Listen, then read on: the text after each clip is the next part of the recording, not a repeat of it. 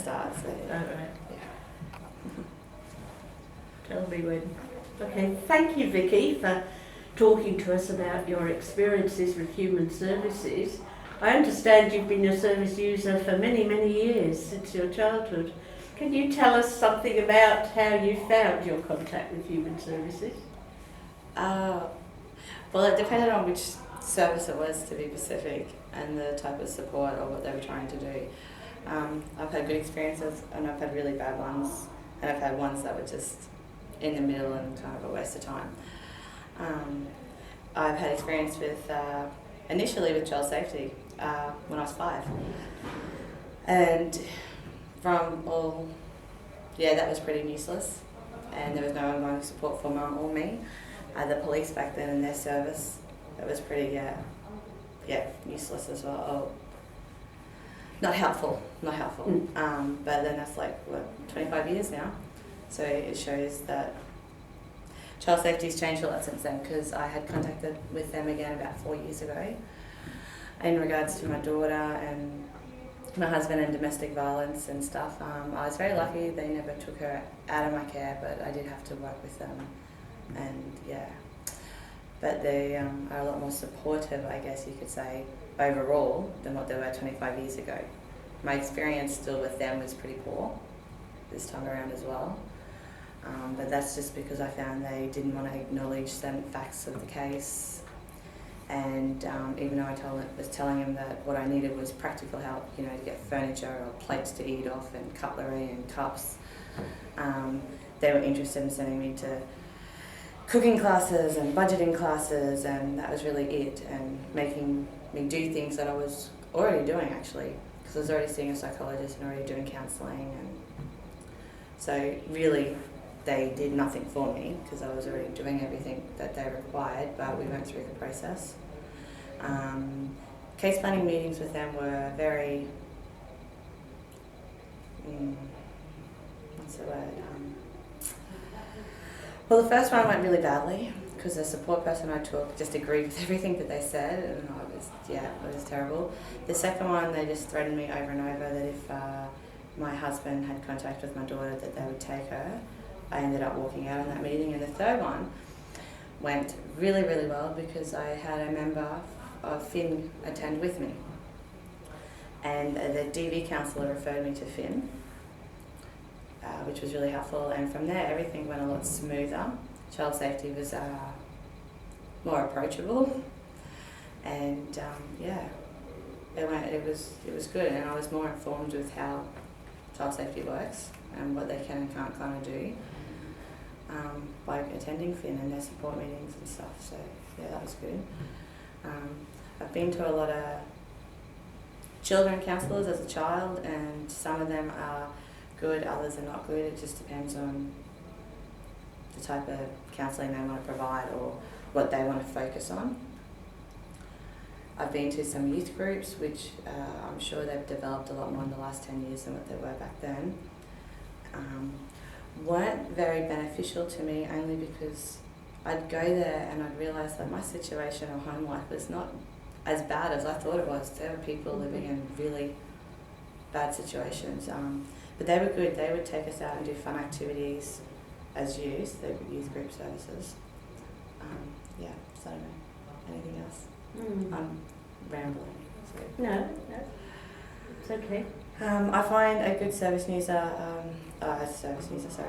a good worker, no matter what the service, is one that actually listens to you and hears you.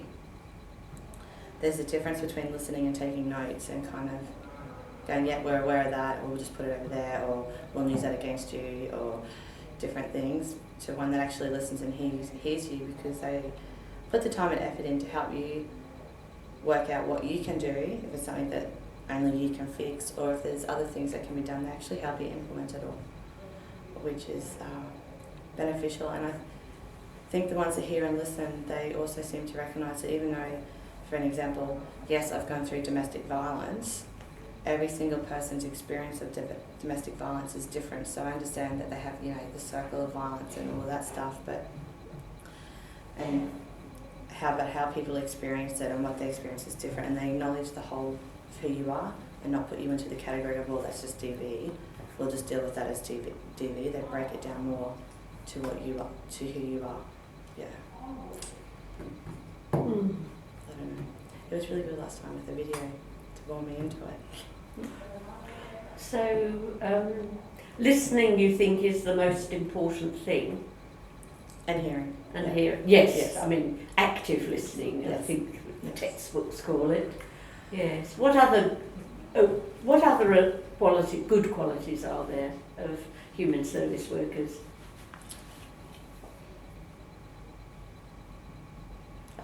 Yeah, non-judgmental, I guess, Mm-hmm. is really important.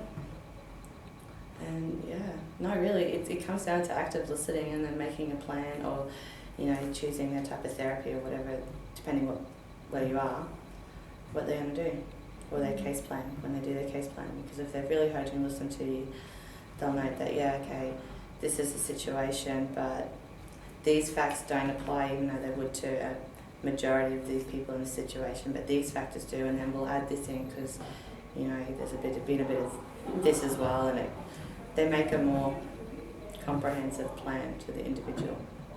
That's what I think. If you're actively listening, everything flows from there because the communication is open. You feel that you've been heard, like really heard, so you're more open with them, and things tend to happen a lot better that way. It's been my experience. I had a child counsellor when I was, and I was going in there, and the only thing she ever wanted to ask me every single time was, my mum had a friend with benefits, was he sexually abusing me? And it was every single session that we went in, that was the first question, and she'd spend 20 minutes just basically asking me the same question over and over in different ways. And then she'd tell my mum that my mum was stupid, that she shouldn't mop the floors every night, even though I was in bed. I was just nitpicking. So yeah, in that time she wasn't very good at all. And I wasn't there to talk about the molestation. I was there to sort out the home life because I was, pretty abusive. So yeah, it was, in that time, that particular situation, it was caused more trauma. And there's a correct term for that too, and I can't think of what it is, but going back over previous trauma is some sort of trauma. There's a name and I don't know it off the top of my head. So I did a lolly in her waiting room and never went back. And I had a foul mouth. You like foul mouth? So when you say not being judged, how can you tell if someone's judging you? Body language. And what is it? Is it like 90% or I don't know what it is really. But mostly communication is done through body language. You expect initial shock factors at first for people to kind of go blank or pull back just while they process. But if it doesn't go back to normal and continues to be withdrawn, no matter what they're saying or how they're saying it, you can see it. So it's being willing to connect with you. Yeah, I guess it's to accept you. Empathize or empathy, Yes. along that lines. Trying to put yourself in another person's shoes anyway. Yeah. And even if, you think it's something that's really quite ridiculous, and there were some things in my life that were really, I'd get up in arms about, that were ridiculous, it was still the acknowledging that this is actually serious for her, even though realistically it was just a teenager tantrum being a pain in the bum. But at the time it was a serious thing, so they didn't make me feel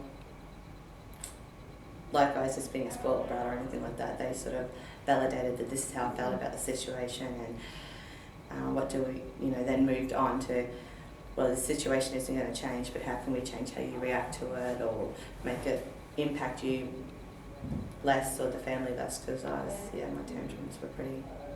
I did throw things in my bedroom, but I didn't actually throw things at people or hit people. But I was quite abusive and really mean with my words. So but even being a service user goes to being at school. I've had awesome teachers and I've had really bad teachers. But it's the sort of saying, I think sometimes people need a holiday from their jobs. So you mentioned disappointment that child safety just didn't come step up with practical help when that was your greatest need? I'm disappointed. I guess I get that they can't, provide me with furniture, but they didn't even, and I'm pretty resourceful, so lucky for me, but they didn't even tell me that I could go to Vinnie's or Solos and talk to them and say, hey, I don't have beds, I don't have any cutlery or plates, because I still had to buy clothes and those other things. They just didn't even bother to tell me that there were services I could access that could help me. That was very disappointing, and they didn't acknowledge. They acknowledged the domestic violence and the drug issues in regards to my ex-husband, but they refused to acknowledge the mental health issues that he had at all. They only acknowledged that probably 3 months before they actually closed my daughter's case, that he had mental health issues. So when they wouldn't acknowledge the whole of the situation, I probably was classed as hostile because I wouldn't let them in my house.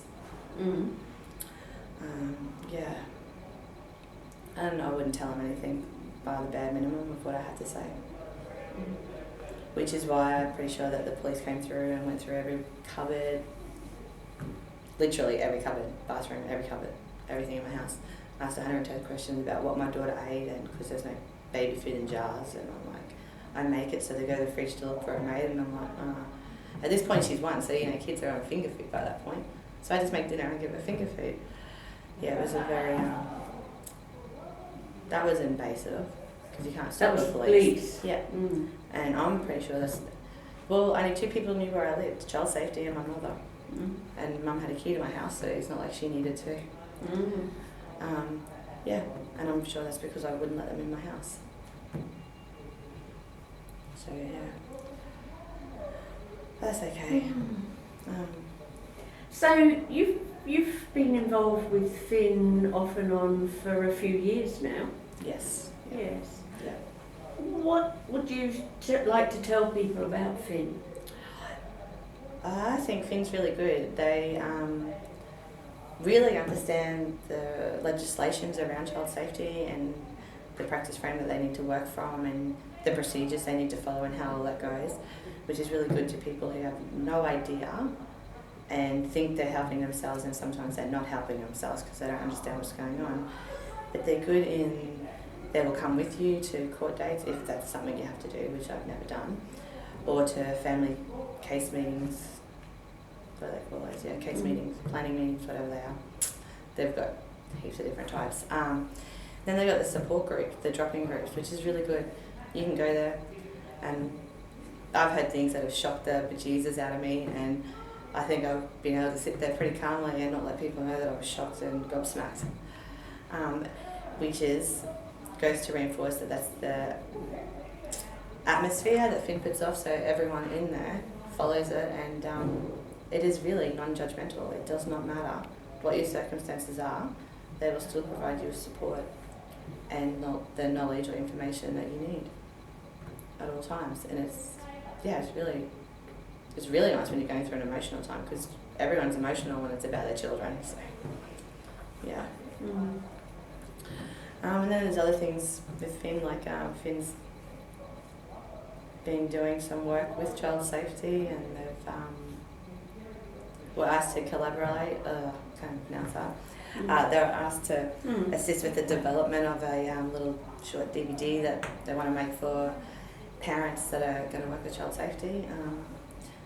And since Finn asked me to assist with that, and that was a really, really good experience. It was actually quite a struggle at first to walk into the child safety office willingly for no reason other than to assist them with their planning of a DVD. But by the end of the proceedings, it was I was glad I did it. It was it was very enlightening, and it was really good to see that actually some of the fundamental things Finn and child safety agreed on. Just child safety's policies and procedures are a lot different to Finn's, and in the end that doesn't always come out on the groundwork, but at the top it's kind of there, so one day maybe. But it was good to do. Yeah. And the departmental workers you met on those occasions, how did you find them? I found them really approachable, actually. I was like, why couldn't you be my caseworker?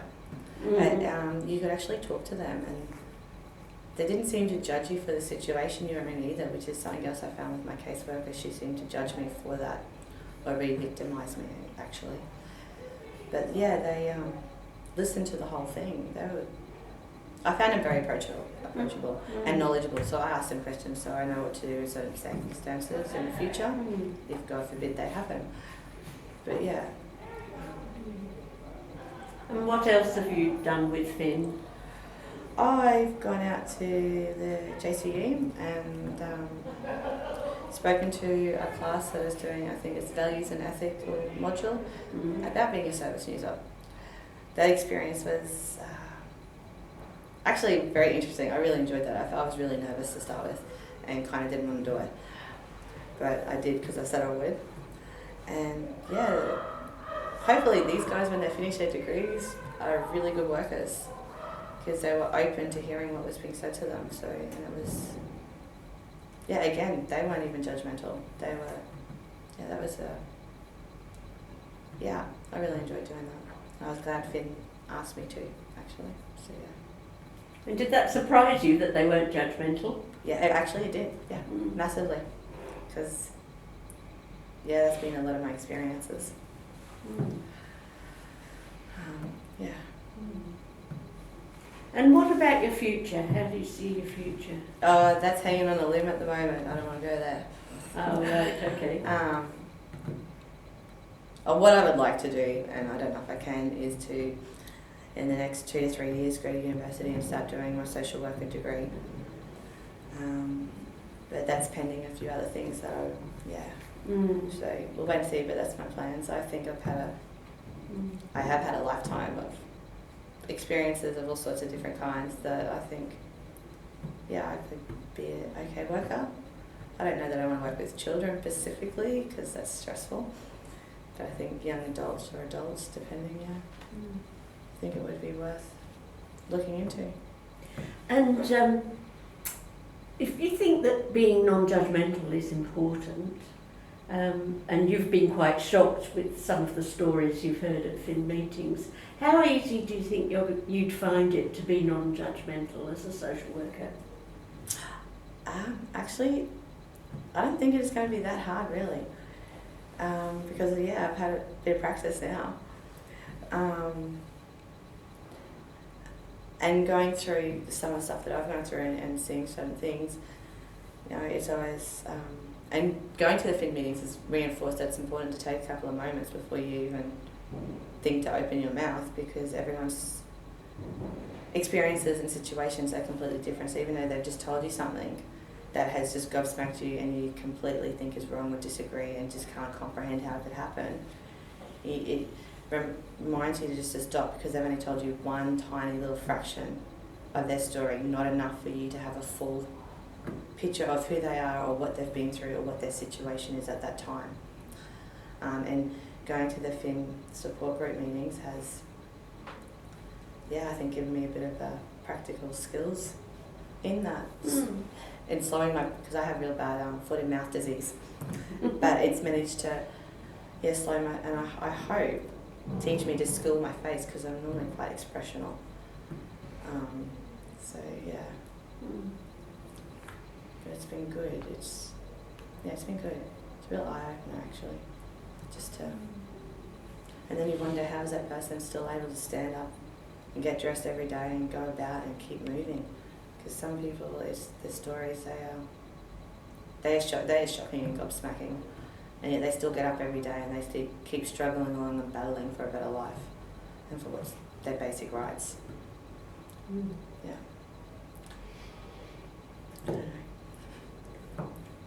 Should we have a little break?